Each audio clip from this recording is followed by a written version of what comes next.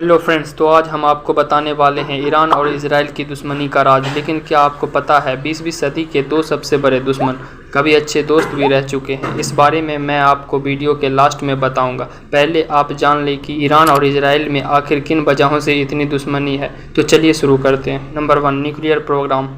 Iran का nuclear program, जैसा कि आप लोगों को पता है कि ईरान और इजराइल के डिप्लोमेटिक रिलेशन बहुत ही ख़राब है और दोनों ही देश एक दूसरे को वॉर के लिए धमकियां देते रहते हैं। इसलिए इजराइल कभी नहीं चाहेगा कि ईरान कभी न्यूक्लियर बॉम्ब बनाए और ईरान अपनी सिक्योरिटी की वजह से न्यूक्लियर बॉम्ब बनाना चाहता है। इजराइल, ईरान तो क्या मिडिल ईस्ट के सारे देशों में सबसे पावरफुल रहना चाहता है। हमास और हिजबुल्लाह। ईरान और इजराइल के खराब रिलेशंस की एक वजह हमास और हिजबुल्लाह भी है, क्योंकि ईरान हमास और हिजबुल्लाह को खुफिया तौर पर हथियार पहुंचाता है। इजराइल से लड़ने के लिए हमास वो ग्रुप है जो फ़लस्तीन के लोगों के हक के लिए लड़ते हैं। हालांकि इस ग्रुप को अमेरिका और इजराइल ने टेररिस्ट ऑर्गेनाइजेशन डिक्लेयर कर रखा है और पूरे वेस्टर्न कंट्री के मीडिया में इसको एक टेररिस्ट ऑर्गेनाइजेशन की तरह पेश किया गया। बात अगर करें हिजबुल्लाह की, तो ये लेबनान का एक ग्रुप है जिसका मकसद है इजराइल को खत्म करना। सेम अमेरिका और इजराइल ने इसे भी टेररिस्ट ऑर्गेनाइजेशन डिक्लेयर कर रखा है। इजराइल की सिक्योरिटी। ईरान के बहुत सारे नेताओं ने इजराइल के बर्बादी और इजराइल के साथ अपने रिलेशंस को बेहतर करने से साफ इनकार कर दिया है। ईरान के कुछ लीडर्स ने तो ये भी कहा है कि इस्लामिक देशों को अपनी एक ज्वाइंट नेवी फोर्स बनाना चाहिए और उसे इजराइल के नज़दीक सी में डिप्लॉय करना चाहिए। इससे इजराइल को अपनी सिक्योरिटी की चिंता होती है। Regional empowerment.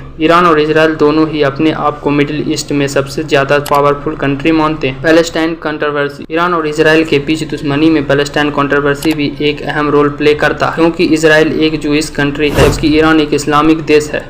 इसलिए भी ईरान पैलेस्टाइन को सपोर्ट करता है। जियोपॉलिटिक्स। ईरान और इजराइल के बीच जियोपॉलिटिक्स कंट्रोवर्सी भी है। दोनों ही देश अपनी मिलिट्री फोर्स और फॉरेन पॉलिसी को लेकर आए दिन आपस में भिड़ते रहते हैं। Ideological difference. ईरान एक इस्लामिक कंट्री है जबकि इजराइल एक जूइश कंट्री है। दोनों कंट्री के गवर्नमेंट के सोच अलग अलग हैं। Foreign policies. ईरान का फॉरेन पॉलिसी इजराइल पर काफ़ी सख्त है। ईरान इजराइल को एक दुश्मन देश के तौर पर देखता है और हमेशा इजराइल के दुश्मन देशों को सपोर्ट करता है। Historical conflict. ईरान और इजराइल के बीच हिस्टोरिकल टेंशन भी है। 2006 में हुआ इजराइल और लेबनान वॉर में ईरान ने डायरेक्टली तो नहीं पर इनडायरेक्टली लेबनान को सपोर्ट किया था। लेबनान इस वॉर में पूरी तरह से जीत चुका था और हर बार की तरह इस वॉर में भी अमेरिका ने इंटरफेयर किया और मामले को शांत कराया। फिर वॉर खत्म हुई। और अब आपको बताते हैं कि ईरान और इजराइल की दुश्मनी कब से शुरू हुई और ये दोनों देश एक अच्छे दोस्त क्यों थे।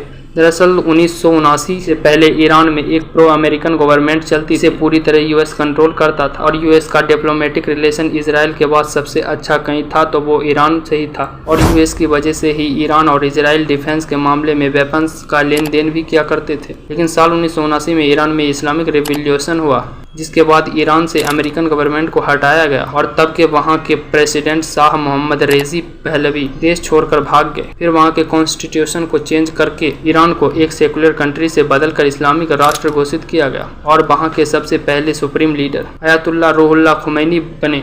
और तब से अब तक ईरान और इजराइल एक दूसरे